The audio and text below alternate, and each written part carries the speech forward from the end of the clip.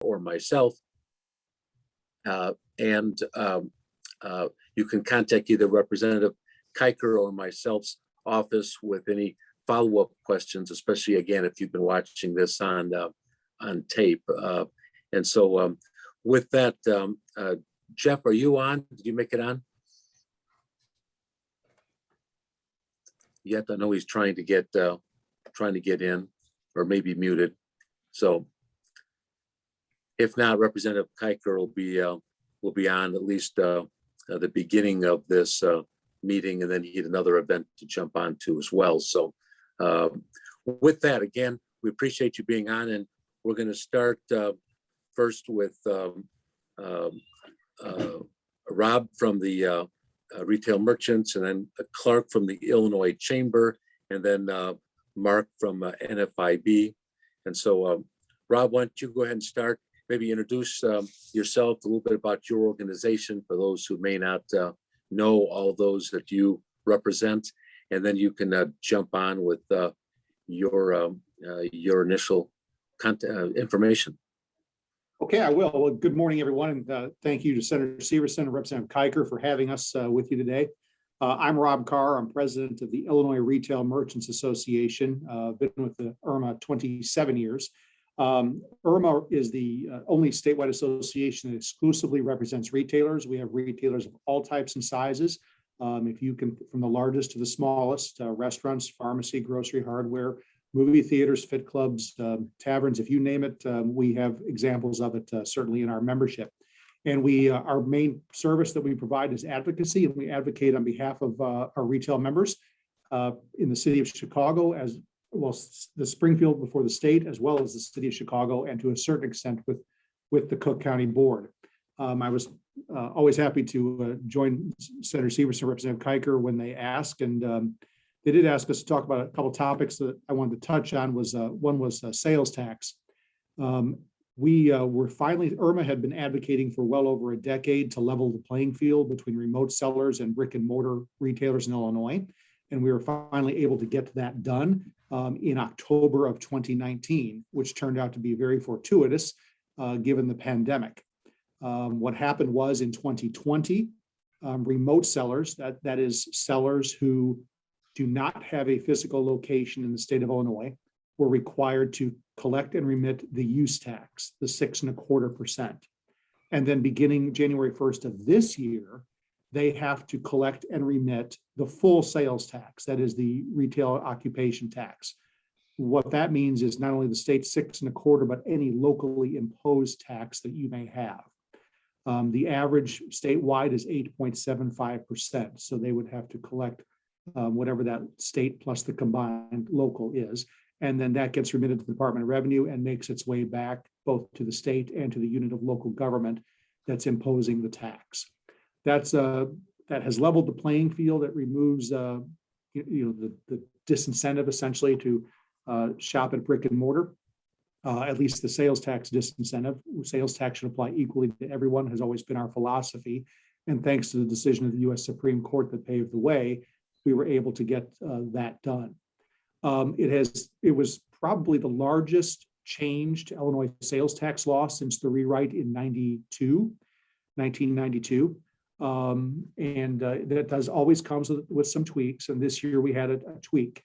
The Department of Revenue, in passing the law, there was a conflict in the provisions, and the Department of Revenue determined that they couldn't solve it by rule.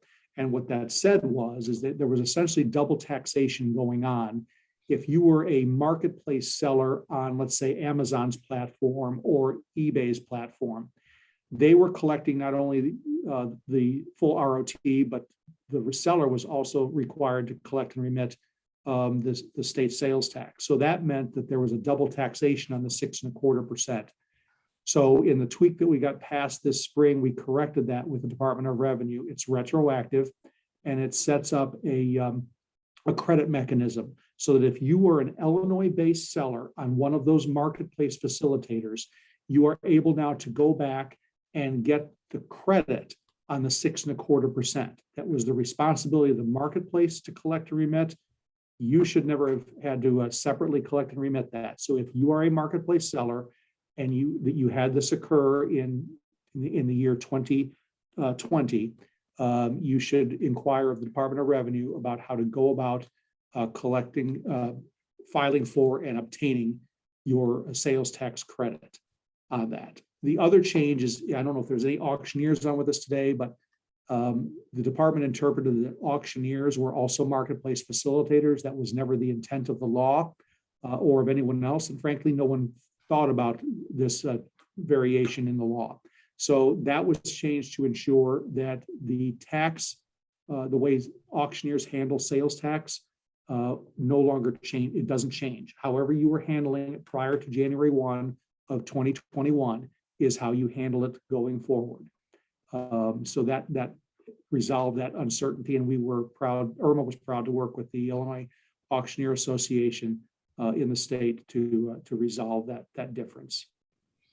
So that's the changes in the sales tax law that we think everyone should be aware of throughout the state of Illinois.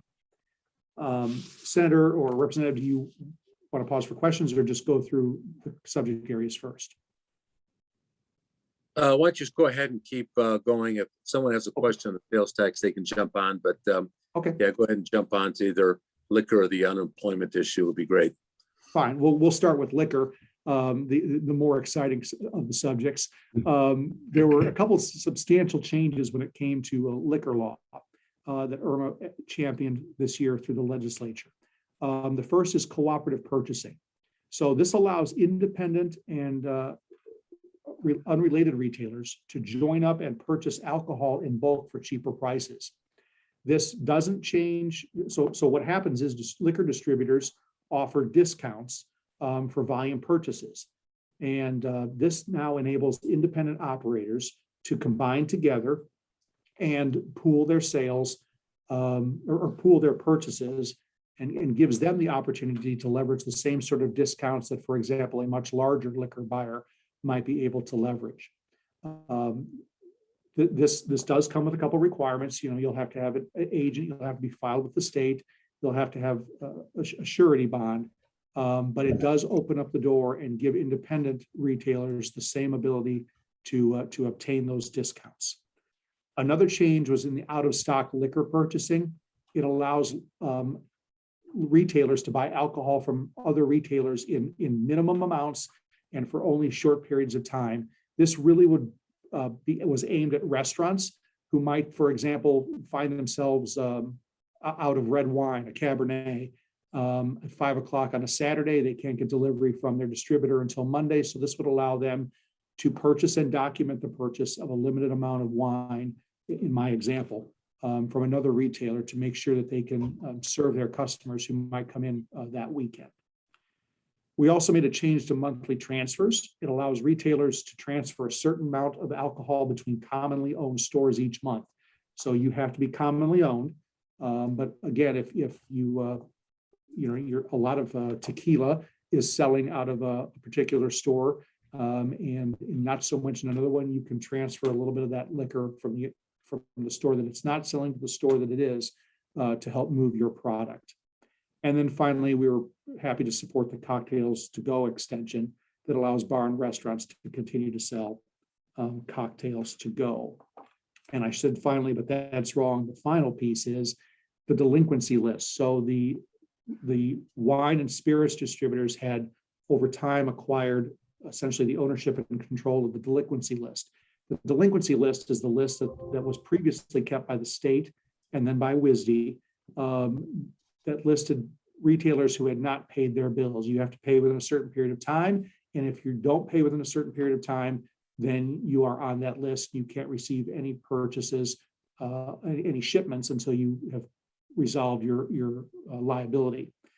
This reversed that control back to the Liquor Control Commission, which we believe ensures fairness and also gives retailers an appeals process that is transparent and open to them. So those are very significant changes that occurred for anyone who is a liquor retailer in that area. Maybe just quickly on that, just and make sure I get this clear.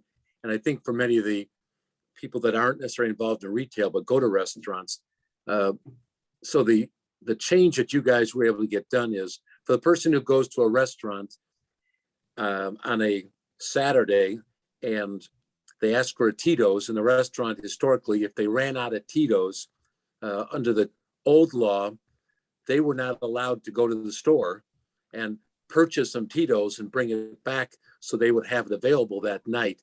They would have to wait, order it through their wholesaler, and wait until that following week for the wholesaler to actually deliver it, that they were actually not allowed just to run over to their local store and purchase Tito's to bring it back to fill out the rest of the weekend. Is that right?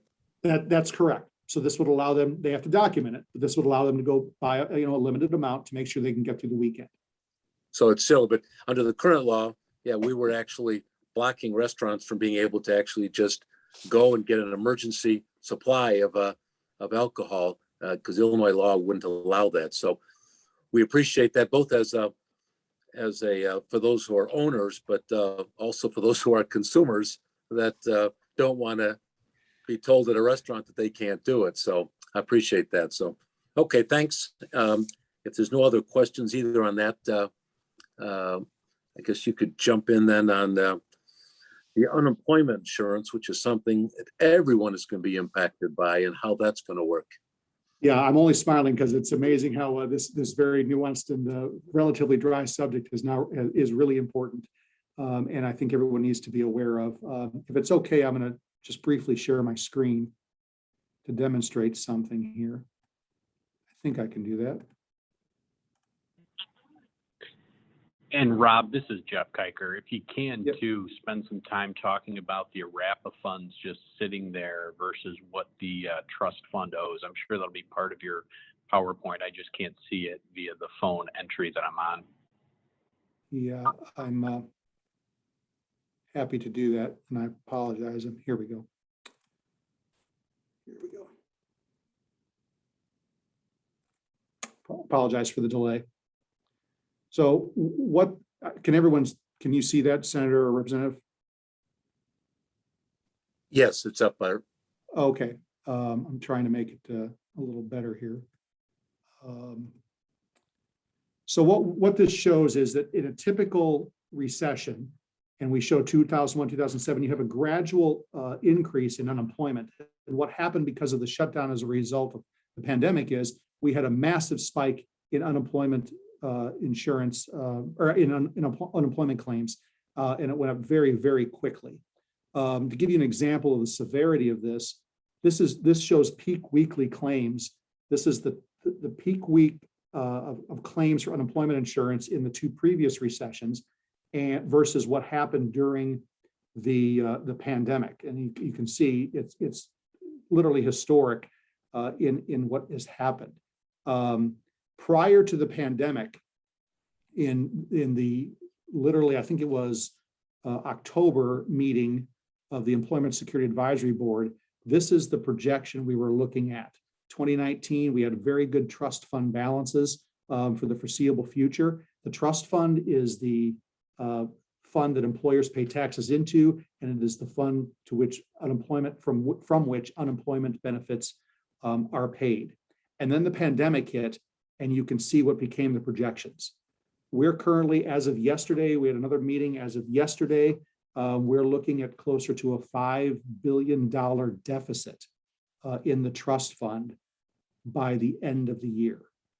And as you can see here, what happens is even if certain penalties go into effect, we don't get out of this deficit for as far as they're able to project, which is through 2024. This means that the state's in a position of having to consistently borrow to make their benefit claims.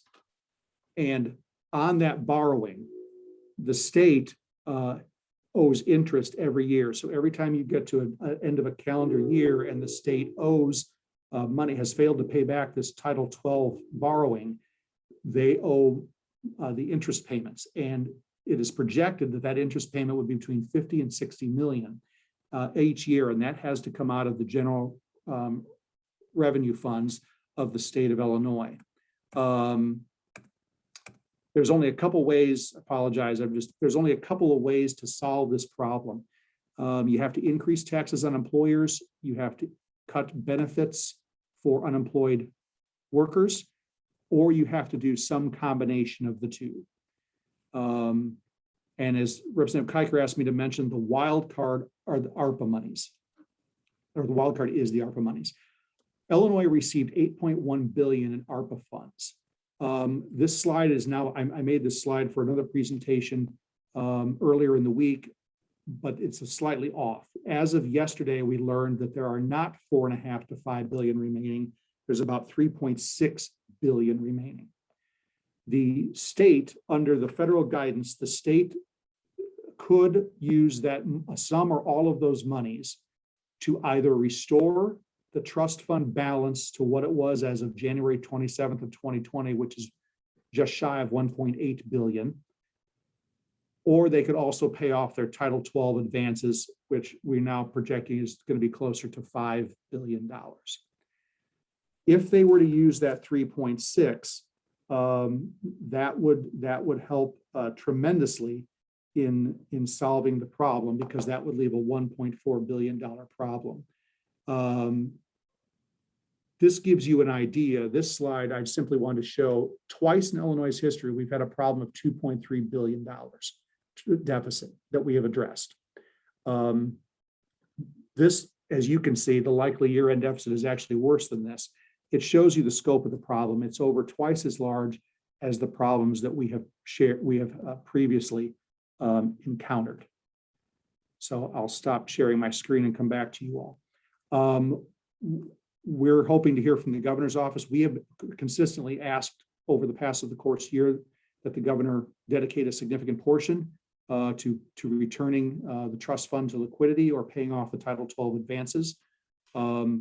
If this doesn't happen, employer taxes continue to go up every year, and you lose your federal unemployment tax credit, as well as the fund builder rate increases, as well as a few other of the taxes in the tax formula for unemployment insurance. If this were allowed to go long enough, you would see employer taxes increase. Just the FUTA tax credit would go from 0.6% to 6% on your first 7,000 in payroll. So it becomes a very sizable penalty upon employers in a hurry, and that's set by federal law.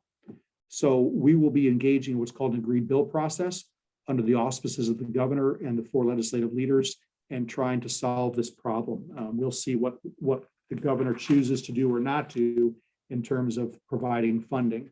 But even with that 3.6, we have a substantial problem to solve to try to keep employers held harmless for something that is no fault of their own, including the substantial fraud that occurred.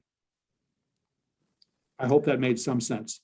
So Rob, this is the first I'm hearing that the ARPA money, and for those who are listening, so that was that pool of money that the federal government gave the state to use to help reimburse for COVID-related expenses. And most of us said clearly the biggest impact of that was unemployment, because employers at no fault of their own were having to lay off individuals. And that's what we thought this money was going to be used for. But now you're saying that all that money's been spent, except for 3.6 billion is all that's left. That's what we were told yesterday. So there were 4 buckets. And I don't want to get too deep. You stop me if you don't want to get too deep here, but there were essentially 4 buckets that states, and every state received ARPA money.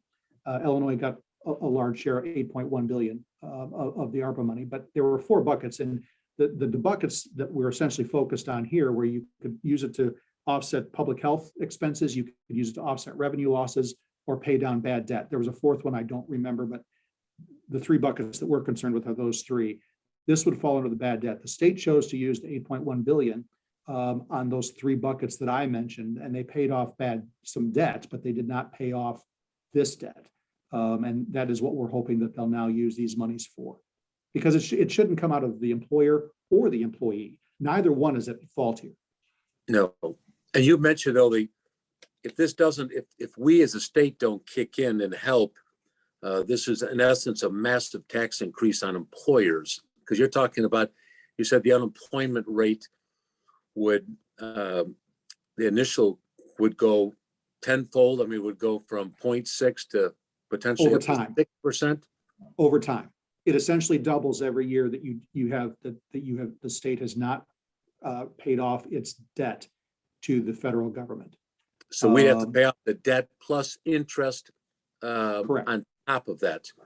Now, all employers, I know some, and maybe that's not been worked out yet, but even those employers that did not lay off people, there's potential that all employers are going to get hit with this uniformly.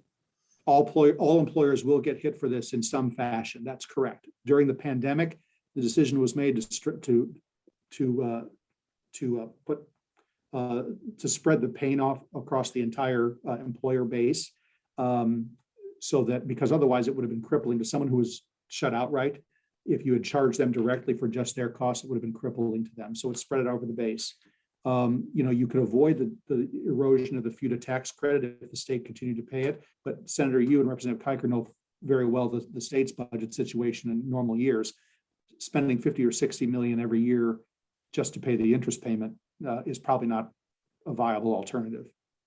But this is just one more hit, unfortunately, to business, which over the next couple of years then could be substantial if we don't use some of this remaining money to help out businesses, because it sounds like everyone gets hit with this increase then. They do. And just to play one more, if I might, what typically happens when the governor and the four leaders pull the agreed bill process together is typically in the past, the governor has said, okay, employers, you're going to be responsible for 50% of this or 55%, and labor, you're going to be responsible for 50 or 45% of it. We'll have to see when we pull together if he's going to do that as well. The fear is that they won't put a percentage on labor, and they might not have any skin in the game. All right. And my biggest frustration as I've looked at this and talked to business owners is this is arguably the most directly related to COVID itself expense that we're facing, and yet we're not using a wrap of funds for it. And the employers that still have employees that are paying the assessment that haven't gotten rid of their people are the ones that are going to be left footing the bill. And that's just not right, in my opinion. Yeah, and Jeff, I agree with that. And I would ask, so for those who are listening and on or listening by tape, we'll keep you up to date, both Jeff and I, in our newsletters of how that negotiating is going on. But you just need to be aware that this is a potential, going to be potential cost to you that shouldn't have occurred, because the state should have been using those funds to do that. And we're going to work with all the business groups to try to get any remaining money that's there to help offset this cost. Otherwise, it's going to be a dramatic hit for many years to come. So, Rob, I thank you for covering that. And I think you've got then to jump in on any changes to the new the Leave Act or the paid sick leave guidelines. How that works. I don't think there's any, and please, Mark or Grant can correct me if I'm wrong, I don't think there's any changes there. I know that it's something the unions continue to advocate for, but there were no changes this year to that. Okay, and what is that current, what is the current rule for that? Just a quick Cliff Note version. Cliff Note is there's various leaves that are provided under Illinois law for, if you're a victim of domestic abuse, if you're leaving to donate blood, if you're leaving for some other various reasons. But school issues.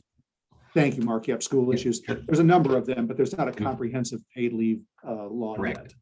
Right. Oh. Yep. All right. Thank you. All right.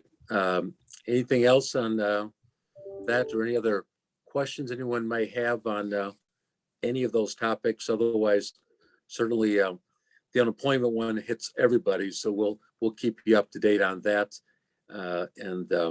So then I guess, Clark, let's move over to the Illinois Chamber. Talk a little bit about yourself and your role and who you guys represent.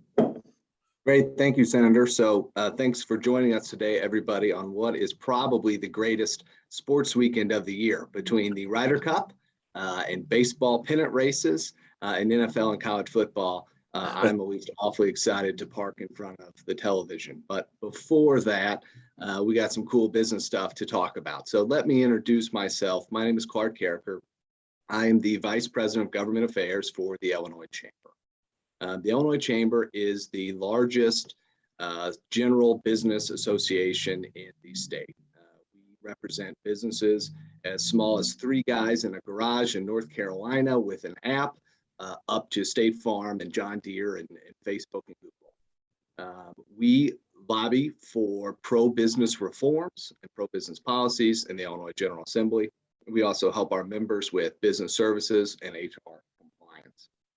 I'm here today to talk to you guys about 3 different issues that were timely and a big concern to the business groups, including the Chamber. I'm going to start with the good news that's a little bit boring, and I'm going to end with the bad news that's infuriating but interesting. So the first bill or first thing to talk about is the SALT cap workaround. Let me do this. I think you'll see it better.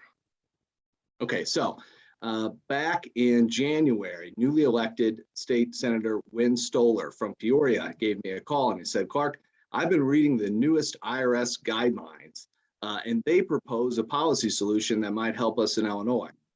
As I know you guys got a big tax department and I'm hoping you can help, but we need to do this quickly because I don't want someone to beat me to the punch."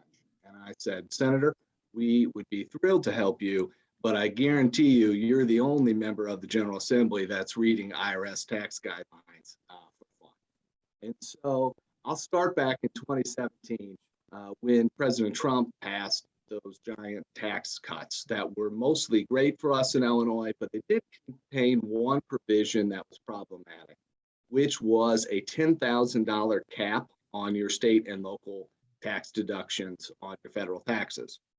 And so for large corporations like we mostly represent at the Chamber, they're C Corps and they weren't affected. But smaller corporation, S Corps, S for smalls, I like to remember that, and for small partnerships, their taxes suffered kind of greatly because of this tax limitation in many cases. And so what Senator Stoller's bill did, Senate Bill 2531, was it allowed a small business like a partnership and an S Corp to tax themselves at the entity level instead of as a pass-through. You got to opt in every year in order to do this, but that allows you to save potentially significant amount of money on your federal income taxes.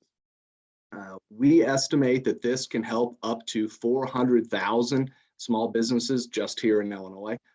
And importantly, this will have no impact at all on the money that Illinois receives because it's a federal tax thing and not a state tax thing. So if you are a partnership or you're an S Corp, I recommend talking to your accountant about whether or not this can help you, because I think there's probably a good chance that it did. So it's good news, but it's tax policy, not exactly thrilling stuff. So let's move on to my favorite topic, which is Illinois' Biometric Information Protection Act, otherwise known, and I'll refer to it the rest of the time as BIPA.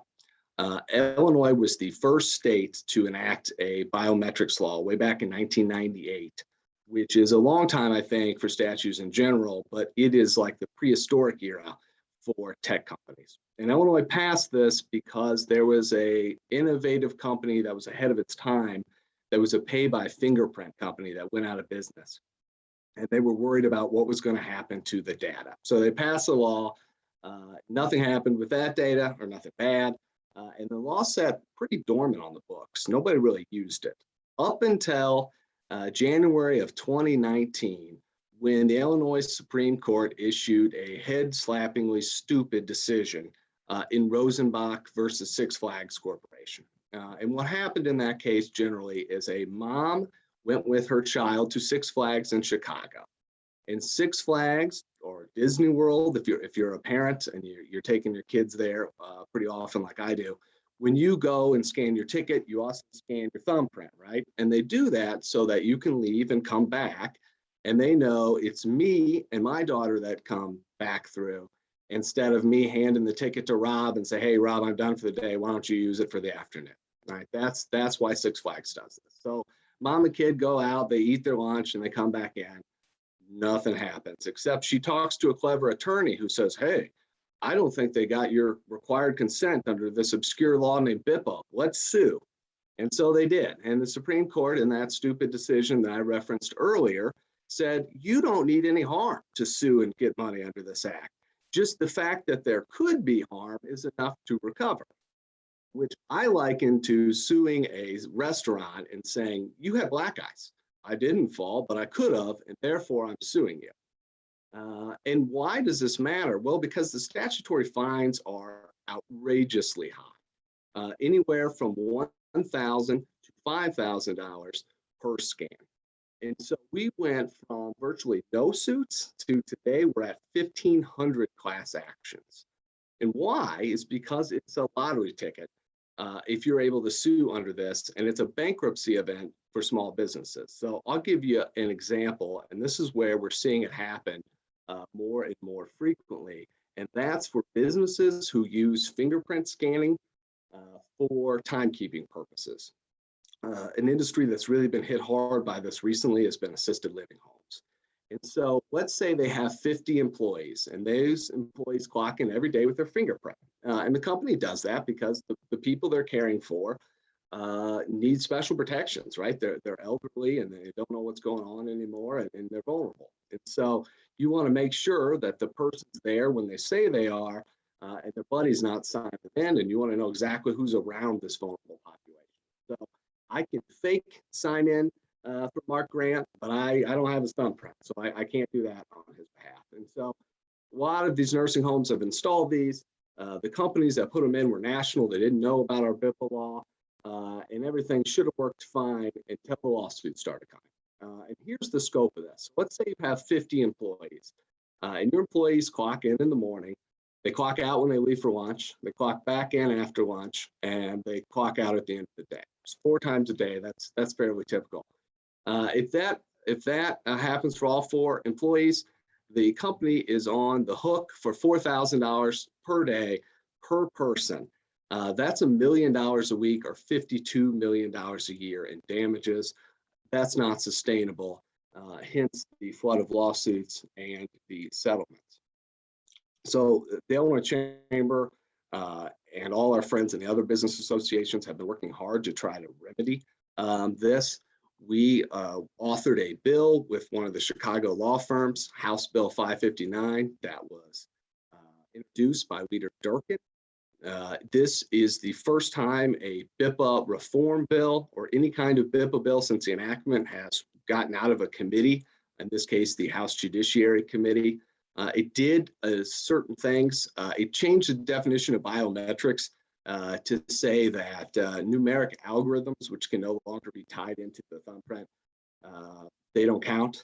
It gives a right to cure, which means if you didn't know about this law, you should have known, but you didn't know, you can go and get those employees to sign the waiver later. And then it limits the amount of damages to actual damages. This is important because of, like I said, the 1,500 cases, 0. Not a single person has alleged actual harm. It's all some kind of theoretical harm. We expect to reintroduce a similar measure next year because it's really harming what we can do here in Illinois. Not only is it crippling small businesses who run afoul of this law, but I have a whole bunch of member companies who have really cool and innovative products that they roll out in every other state, but they won't bring to Illinois because of this law. And I'll give a few examples. One is there's a nationwide telecommunications cell phone company, right? That in other states, almost every other state, they'll use your voice, which is a biometric identifier, when you call in to order stuff or make changes to your billing. And they do that because it helps prevent fraud. So I can get a hold of Senator Syverson's T-Mobile bill and his number and pretend to be him. But if we were in Oklahoma and I called in, they would say, Clark, you don't sound like Senator Syverson. Oh, we know it's not you, and you can't order all those iPhones down to Bermuda on his credit card. And so we miss out on that because of the biometrics and some of the opt-in requirements. Other states, doorbells will tell you who's coming to your door. It's a UPS man, or it's your neighbor Agnes, or hey, grandma's here, because they know your face. We can't do that here in Illinois because of our biometrics bill. I just read actually yesterday in Reuters, something I'm sure is of interest to Rob because it had to deal with Motomart, which is a gas station. And Motomart in neighboring Missouri, once it gets dark, they use cameras to scan, they lock the door and they scan the face of every patron before they walk in to make sure they're not on Motomart's do not enter list, or they haven't been convicted of certain type of felonies. And if you clear that, you come in. If you're not, you can't come in. And that's a safety measure, and not only for the patron, but for the workers. So I got to see that. I'm from outside of St. Louis. When I was getting gas, last time I went to the Cardinals game, if I were to go in Illinois, we would have no such protection. And then the last example I get is important to me because I have a grandma who's suffering from Alzheimer's, who's actually living with me for the next couple of weeks. And Sony has little dogs in Florida in particular that seniors with Alzheimer's and dementia can take care of, all right? And they're companion animals. And the dogs actually can read your face and they'll react differently if you're sad or you're happy or based on your emotions. And they give a lot of the same companionship actually that a real dog has for people like my grandma who would like that companionship, but can't be counted on to dependably feed the dog or let the dog out. We can't have those dogs here in Illinois. They don't sell them. You cannot buy them because of our biometrics law. So we're working hard to change this. We're fighting pretty hard against ACLU and the trial lawyers who love the gold rush on this. And we're hoping to put Illinois more in line with some of our neighboring states so that we won't lose out on this innovation. What's the update on the bill then? Is there a likelihood that this could move in? Would it be retroactive to protecting those that are already potentially no suits? So sadly, it won't be retroactive. We believe we had the votes to pass it last year. And in late May, the speaker decided not to call it after an unrelated disagreement with the House Republican leader. So I'm hoping to try again. Senator Barrickman put in a bill for us last year that mimicked Leader Durkin's bill. We had a subject matter hearing, which is the first time that's been done in the Senate. And I feel like there's some push to change it. But like I said, the trial lawyers don't like that. Now, I will tell you for my bigger members, so Facebook famously settled for $750 million. And Facebook's sin was they did the tag your friend feature. So, hey, that looks like Senator Syverson. Do you want to tag him in this photo? And they didn't get the opt-ins. When I talk to Facebook and Google, they say, man, I wish you would have fixed this 5 years ago. Now we pretty much just comply. We'd like you to fix it because there's some products we can't bring to market, but we're less worried about the liability provisions. So for employers going forward, if they're using any of this kind of the device, they just have to get waivers signed by each of their employees. And you would hope that the company that is installing these devices are telling the employers that they have to do this to get protected. But for those, but that didn't do it, you need to be aware. And the companies weren't because they were mostly national. I think some of the timekeeping companies are starting to get it. We saw a suit not so long ago where there was a Catholic safety net hospital in Chicago and run by nuns on the day-to-day basis in one of the more dangerous parts of the city, or part of the city that needed medical care maybe more desperately than others. And they were locking up their opioid prescriptions because they're a controlled substance that can be abused, and they want to know who's getting into the drugs and when. That was a safe that was controlled by a palm print.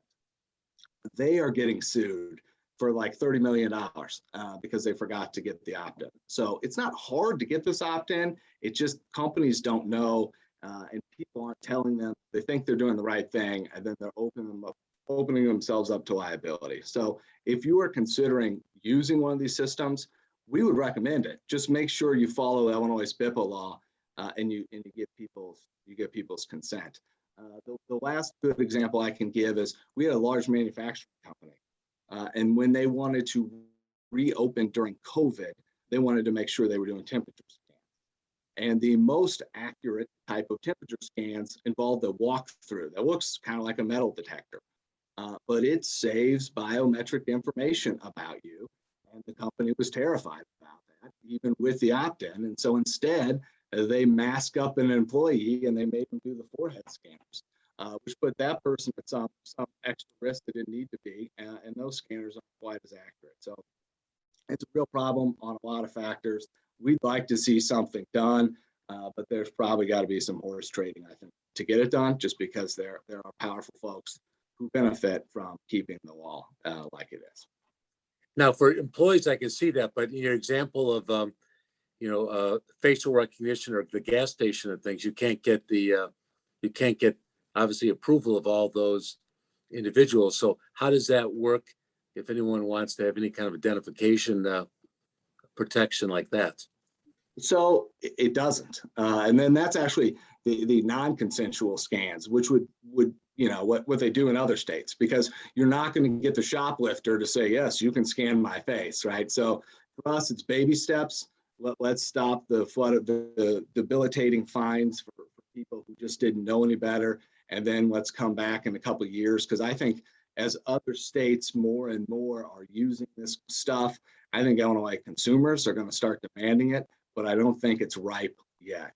Another example I give is Amazon is starting to use palm prints to pay in their retail stores, but they don't want to bring it to Illinois yet because of BIPA. And there's some real consumer protection stuff on that. So thieves can steal my credit cards, and yes, you get reimbursed, but anybody that's had it happen to you can tell you it's acute pain. They can't steal my palm print. And so there's some protections in that ability to pay. And also, I don't have to carry a wallet because I can just put my palm print on there. I'm always going to have my hand with me. And I think as more states adopt these measures, and as people travel and see those things, they're going to start going to lawmakers and go, why can't I do that here? And people are going to point to BIPA, and that's when hopefully we'll see something change. Okay, so it's different for law enforcement. Obviously, law enforcement does facial recognition, but they're protected. Yes, that's correct. They're protected. And another thing that's kind of cool and that we might want to talk about for this year is there are now cameras that can detect the presence of a weapon. So I just learned about this last week from one of our security companies, and they all do it. They will look at the camera, they will detect a weapon, and they will tell your security, or they will alert authorities that, hey, there's a weapon somewhere you don't want it to be, whether that's a school or inside a bank. And that, we think, can cut down on some tragic accidents, or at least shorten their duration greatly. And that's another place I think the legislator can look at maybe a smaller carve out rather than an outright gun. Okay, thank you. And I think you're going to cover the next one that most people don't even realize the huge impact is the energy bill that that we passed last week over my objection, but the impact of how that's going to be on business. Yeah, absolutely. So this happened just last Monday. At the chamber, we're calling it Illinois' no good, awful energy bill. It's Senate Bill 2408. It is a double whammy in that not only is it the largest electric rate hike in Illinois history, but it also decreases our reliability and puts us at risk for brownouts like you saw in California a decade or so ago. Now, the bill is 1,000 pages. And so in a bill that big, there's a lot of things to cover, and I'm not going to hit everything. We would be here all day if I did. And I will also acknowledge that while we think this was an awful bill, there were a few things in that 1,000 pages we liked. I'm going to cover some of the bigger aspects of the bill in things that we in the business community are most concerned about. The first was the arbitrary closure of Prairie State down in Marissa and Springfield's CWLP, City Water, Light and Power. These are coal plants. Prairie State is one of the largest and biggest, or largest and cleanest, I should say, coal-fired plants in the country, not just the state. It serves several dozen municipalities, including Naperville and Chatham, down where I live, and it's being put offline for no good reason other than it's coal and environmentalists don't like coal.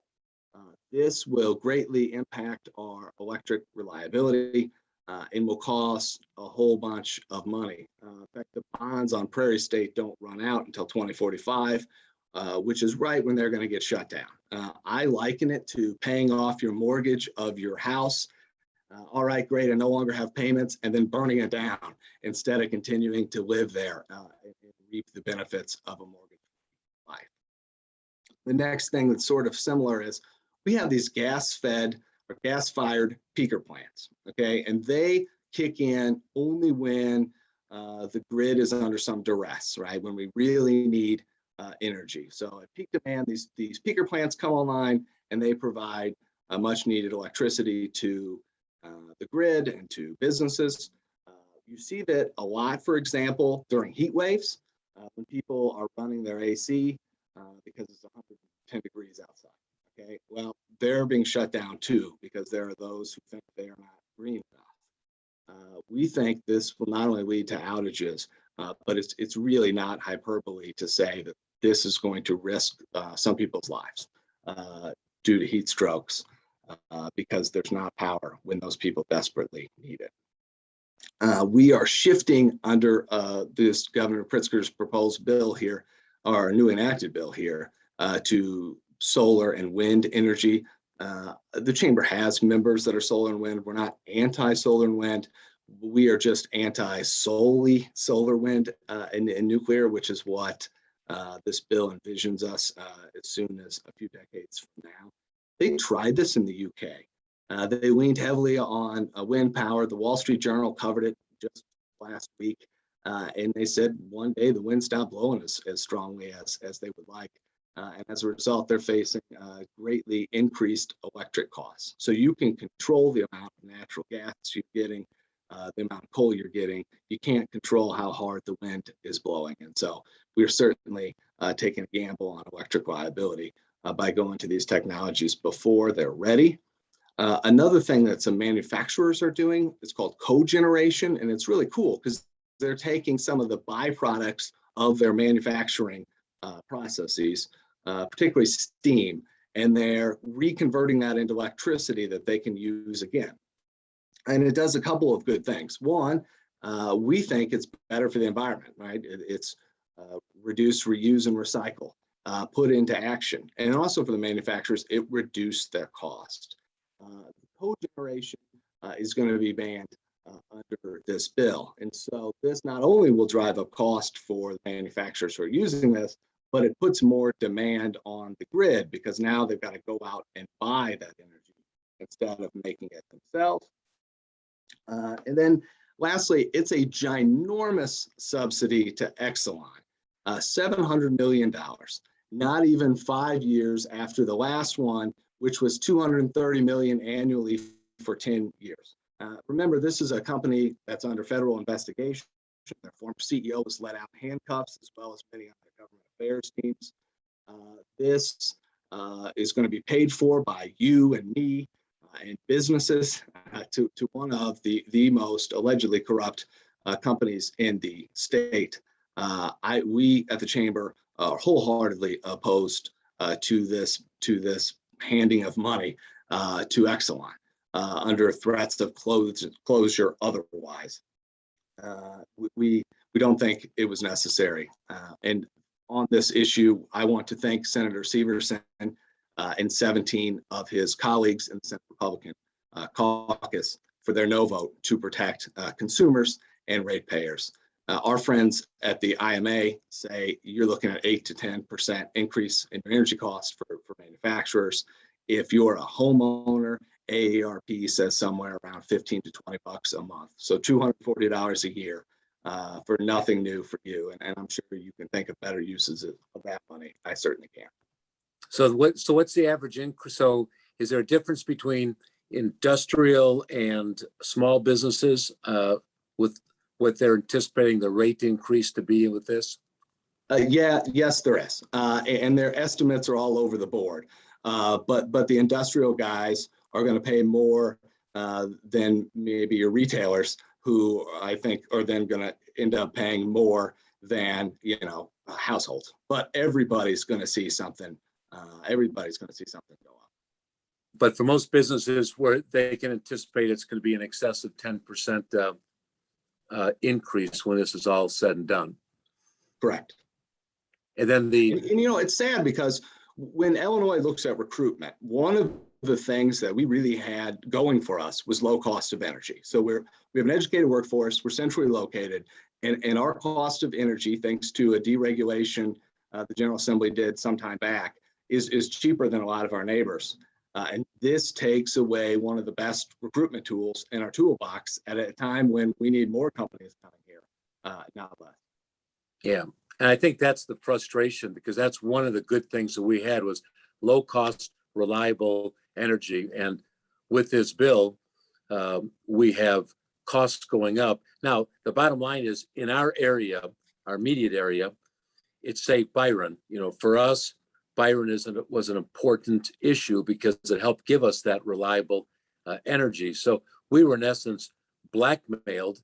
The governor said, if you don't pass this bill, we're going to close Byron, which would have caused massive increases as well. But under this bill, Byron is only allowed to stay open for 6 more years. So I don't know what we're going to do after 6 years. But the other problem I think with this is this rate increase is just going to give subsidies that are, my understanding, these are the most lucrative subsidies in the entire nation, that we're making these wind and solar funds that are buying most of these things. We're giving them the most lucrative contracts in the nation, which we didn't need to do. Again, that's all paid for by all the ratepayers. So to make these wind and solar companies enormous amounts of money, we're all paying more. And my frustration is we're talking about green.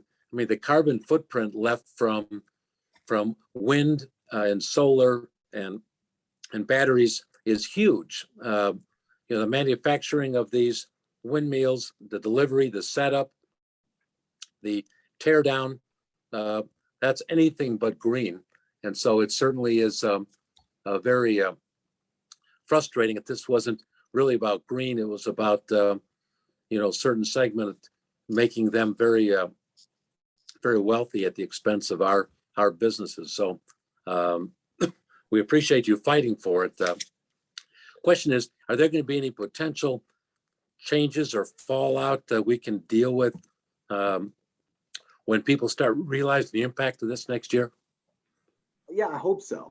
I mean, I think even the proponents are going to tell you there's got to be a trailer bill.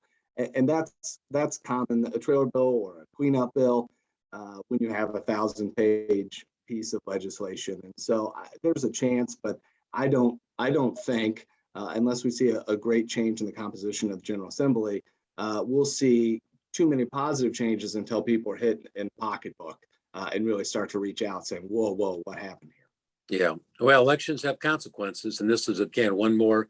Unfortunately, we're talking about unemployment rate increases. Now we're talking about energy increases, and obviously with the minimum wage and just the wage issues that have gone up, Illinois businesses are really being hit very hard this year, and energy is just one of those things. And it's very disappointing that the media didn't really cover this fairly or really go over in much detail what the impact of this energy bill has, which, again, my frustration is that we're taking away good sources and we're replacing it with these much more expensive options and it's going to make Illinois less competitive. So we appreciate the work you've done on that. Any questions from anybody else that regarding the energy bill or the BIPA or the tax credit? If not, I guess let's move over to Mark Grant with NFIB to talk about like both a secure choice, which again, many smaller employers probably don't even know about yet, about how that works. And then also some of the changes in the sexual harassment rules or training requirements. Thanks, Senator Syverson. I appreciate the opportunity to be here, and for everybody else who's joined, also to Representative Kiker for being with us as well. Yeah, there's a few things happening. I'm Mark Grant. I'm with the National Federation of Independent Business. I'm the state director here. NFIB, as we're best known as, we're a national organization. We have offices, obviously, in Washington, D.C. and every capital in the U.S. And what we do is we advocate for small businesses. And I know pretty much whether it's IRMA or the chamber, we all have small business members. NFIB has 11,000 small and independent businesses who are members of ours here in Illinois. And like many of the others, they are from every part of the state, and they represent every kind of industry you can imagine. So what we do is we try to fight for small businesses here in the state capitol and pro-business, and fight against a lot of the anti-business legislation that we see inundating us year after year. So what I want to do, though, is just bring up a couple of things just to make sure that small businesses are aware of some changes that have occurred over this last session. And so let me see if I can share my screen here. I think I can. There we go. The first thing I want to talk about is what's called Illinois Secure Choice. It is a state-managed retirement savings program for workers in private sector businesses who do not have any kind of a plan offered by their employers.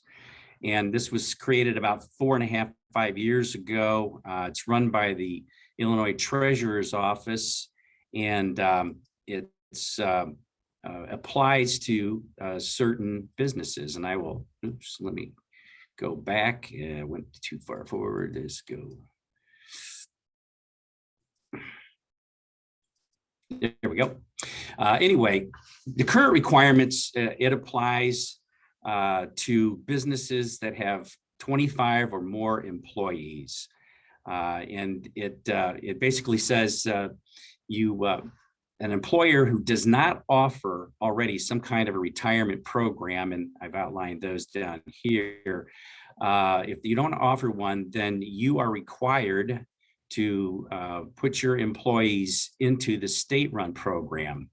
And it does not require employers to make any financial contributions, but it does require them to do all the paperwork to get their employees enrolled in this.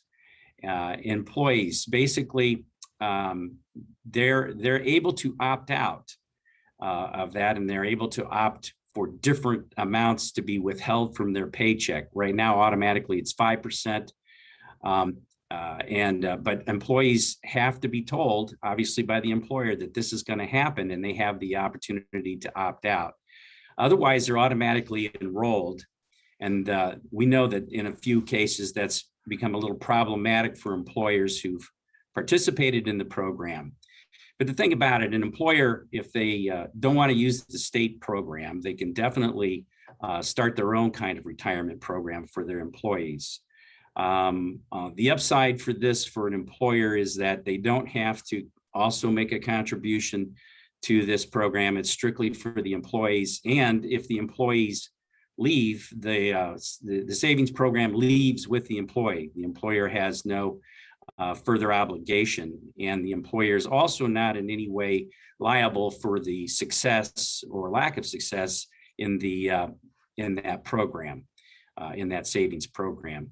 And again, it applies to right now applies to employers with 25 or more employees and have been operating in Illinois for at least 2 years and don't already offer a retirement plan.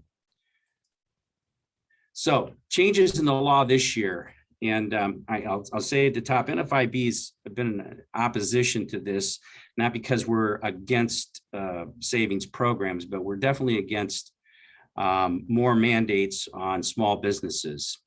And this year they changed the law, and starting in 2022, it's going to apply to employers that have 5 or more employees, and that'll be phased in over 2 years. So it's going to really affect a lot more employers now than ever before, because as we all know, that the vast majority of businesses in Illinois are small. Well over 90% are small businesses, and the vast majority of that group have less than 10 employees. So we're going to see a lot more employers, small employers, who are affected by this. It will start affecting employers with 5 or more employees. It will be phased in over 2 years. So you don't, if you're under that 25, well, I'll get to the phase in here in just a moment. So the secure choice now includes an annual automatic increase to the contribution rate, and it will go up to a maximum of 10% for those enrollees who are in the program. Employers, again, don't have to make any contributions, but you definitely have to register your business with the treasurer's office and with the Department of Revenue. And you have to comply. If you don't comply, if you fall into the category and you don't comply, there are penalties. The one thing that we were really fighting with the treasurer's office is the whole idea of this being such a very difficult and thing for employers to try to comply with, and the cost that it could be for them if they don't comply. They assure us, I don't know how far we can take that, but they assure us that, well, they're going to try to help employers comply. They're not into trying to go out and collect a bunch of penalties. That isn't the point of the law. So we'll see how that works. Employers will have 120 days rather than 90. If there's an issuance of a notice of a proposed penalty, they'll be able to file a protest or come into compliance without any penalties. So as I said, this will be phased in over the next 2 years. Employers will be notified,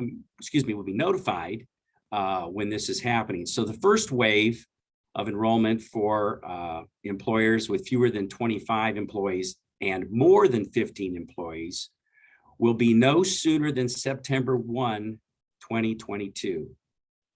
So next year, obviously, employers will have time to begin to adjust to this.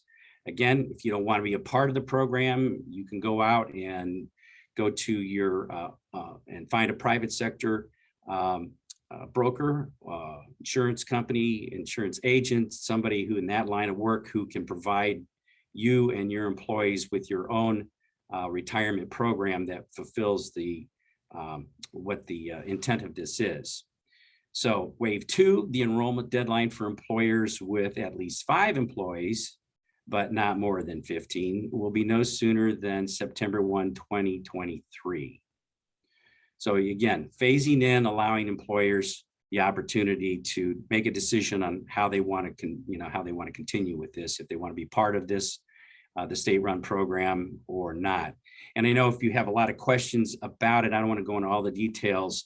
You can go on to the Illinois Secure Choice website, and you can find out all the information, I think, there that will help you decide if this is something that, number one, that your company or your business is going to have to comply with eventually, or number two, whether it makes sense to you to do that or for your employees to do that. And again, I want to remind you that employers are not obliged to make any financial contributions into this program. It all comes straight from the employees. But there is compliance costs. You have the administrative costs. If you have an HR company that works for you, they'll have to handle that for you in terms of submitting your employees' information to the appropriate folks. There's a phone number at the bottom, 855-650-6913, if you'd like to talk to someone about that. Great. So again, it's unfortunate. It was something I didn't support either because employers have enough regulations they have to follow. And so to set up this program, which the administrative costs are going to be huge for the state, and clearly employees can do much better on their own or with employers doing something locally, because what a headache it's going to be to try to track employees that move, that leave an employer and go from employer to employer or leave. It's just going to be a nightmare, which is why the state shouldn't be involved in it. But again, they're safe as long as if they've implemented their own voluntary plan, they're safe. Is there paperwork that they'll need to sign that shows that they have that when they do their tax? Yeah, thanks, Senator. Yes, in fact, they'll have to be able to show that, in fact, that they do have a plan in place when they have to register, and then that's the opportunity they have to say that, hey, we have a plan in place, and I think they'll have to do that annually. And will that be sent to them? Is that part of their tax return when they do it, or is that something they have to separately submit to the state that they in fact have their own program in place? Good question. I'm not sure what the answer to that is. I believe that, I don't want to speculate at this point. I really want to answer their accountant. The accountant should know then. They should check with their accountant just to make sure that they're following that if there's a form that needs to be completed each year, when do you complete that and make sure that gets completed? If they want to investigate this, definitely go to the website. It outlines all the employer requirements there. And if they don't offer a plan and they're required to do this, at least there is a simple way. You're just gonna have to go around and get your employees to sign saying they don't want to do it, which most employees are not going to want to enter into that kind of a plan because they could do it on their own or through another plan. So if you have questions on that too, you can always contact our office and we can help steer you in that direction. But it's just another one of those unfortunate state mandates that requires employers to follow that end up costing you administrative times, but also cost the taxpayers to run this program. So, okay, you're going to cover the other sexual harassment issues. Thank you, Senator. This is a reminder. This came into law in 2019. It's the anti-sexual harassment training. Every employer, no matter how many employees you got, you're required to provide all your employees annually sexual harassment prevention training. And you have to do it, and you have to show that you're doing it. Now, this is overseen, I should say, by the Illinois Department of Human Rights. And again, it's something that we're not against this per se, but there's all sorts of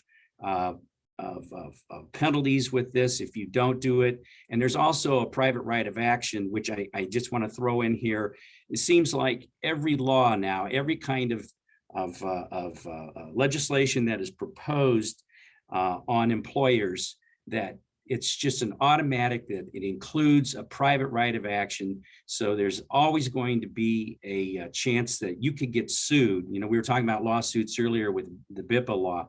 It's the same thing in almost every kind of employer situation now. If there's a requirement of any kind, it is an unending kind of flood of lawsuit potential lawsuit abuse. And we know that it's expensive to be in business, and the chances of you getting sued and being put out of business are growing all the time. And this is the kind of thing that the business groups, all of us have been fighting against and continue to fight against. And I know that Senator and representatives are very aware of this, and they're very uncomfortable with these kinds of issues as well. But back to this, the Department of Human Rights has on their website, it's actually, they finally got it all up and running, and it's pretty good.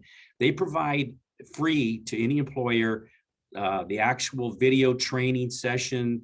They provide, it's in PowerPoint and PDF formats, video formats. So you are able to provide that to your employees. And really, the cost to an employer is to take that employee and put them down in front of a computer and have them go through it. And obviously have that employee sign a statement stating that they have received that, and keep that on your file. You got to have that in the files. Make sure that all employees receive that. And I do know that, in fact, restaurants and bars do have stricter policies that they have to follow in this, so that you need to really check this. And we know there's a ton of restaurants and bars out there. We have members who are restaurant and bar owners, and the requirements are very strict there. So you have to make sure that you're following those. You do not want to go without doing this training and providing that to your employees.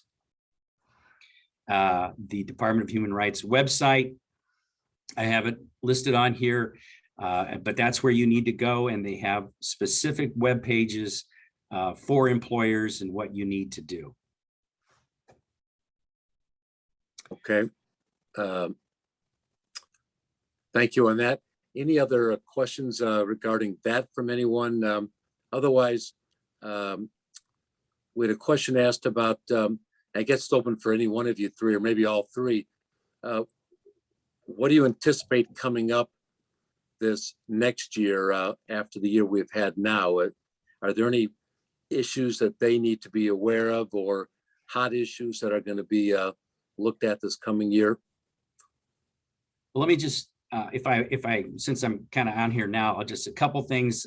We talked a little bit about it, Rob touched on it, and that is the paid sick leave mandate that we've been successfully fighting off here for the last 8 years, I think, give or take. That'll come back again. There'll be another paid leave or several paid leave bills that we'll have to deal with. I think the other thing too, real quickly, is something that we've seen in the city of Chicago, and we expect to see it again at the state legislative level, and that is what we call predictive scheduling.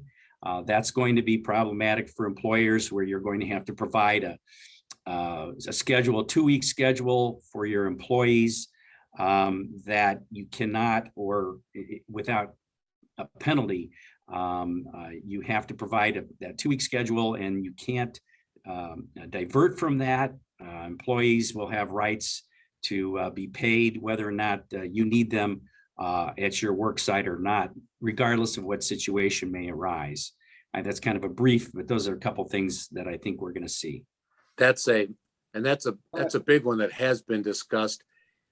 A lot of it was really related around healthcare, but it could be broadened to everybody. But I think just the idea that an employer is being told that they have to figure out what their schedule is going to be for the next few weeks, when they don't necessarily know what their orders are going to be, is going to be really problematic and costly for business. But it also is going to drive up, it's going to affect healthcare. And when it affects healthcare, it ultimately gets passed on to higher costs to all the businesses as well. So that is a one that we're really concerned about, because again, it's just making Illinois less competitive, and it's going to affect employers either directly or indirectly. So we appreciate your insight on that. So there's Rob, one thing that we're looking at closely here at the Chamber, Senator, and that is there's a future of work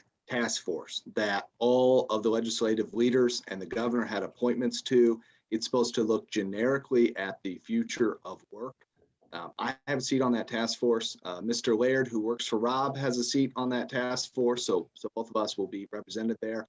I fear that task force is a Trojan horse to go after the independent work model like they did in California before it was overturned by a citizens initiative. And what they did was make mostly tech companies make everyone employees as opposed to independent contractors, which for the workers took away a whole bunch of flexibility from them.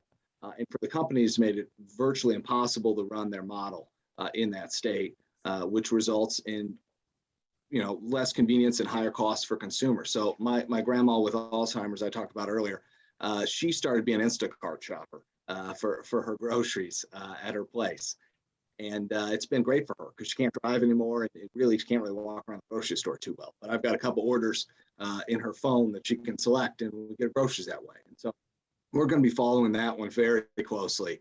That report is due in April. And as you know, the primary date was changed this year. It's now in June. And so there are whispers that will be done earlier this year. As someone who has a May birthday and from finals and working around the General Assembly was not able to properly celebrate it, I'm hoping this is the year. So fingers crossed. So yeah, because it is an election year, we're hoping that because of the overreaches this year on so many issues, whether it's the COVID related issues, but the defund, the police, all these other tax, other issues that hopefully some of these controversial issues they're going to stay away from and try to adjourn early. But on the reverse side, they could be, because it's an election year, they could be trying to pass some of these to placate their base. And so we could have some issues to be concerned with. So makes sense. Rob, do you think we'll be looking at? No, I think Mark and Clark both called it out, the issues I would have touched on. All right. Well, we really appreciate having you three, obviously, as the frontline people. And for those of you who are on, if you're not members of one of their groups, you really should be, because they're really keeping up to date. When we have a couple thousand bills and amendments get introduced, things happen and changes by the day. And a lot of times you don't find out about this until well after the fact. And if you're involved and a member of one of these organizations, you have an opportunity to hear firsthand what's going on and also get some action plans, because we need to have the business community really step up, because as job creators, we can grow our way out of the issues we have in Illinois. We just can't tax and regulate our way out. And we just have some difficult tasks ahead of us. But again, we appreciate the three of you being on today. And for those who are on the phone or on Zoom, please contact either Jeff's office or my office with any questions that you had or thoughts or comments, or if you'd like to get on our list, our email list to keep up to date on these things, we'd appreciate it. And again, to our three guests that are doing everything they can to help job creators in Illinois, we're so grateful for your organizations. And with that, thank you everyone for your time, and have a great and wonderful day. Take care. Thank you.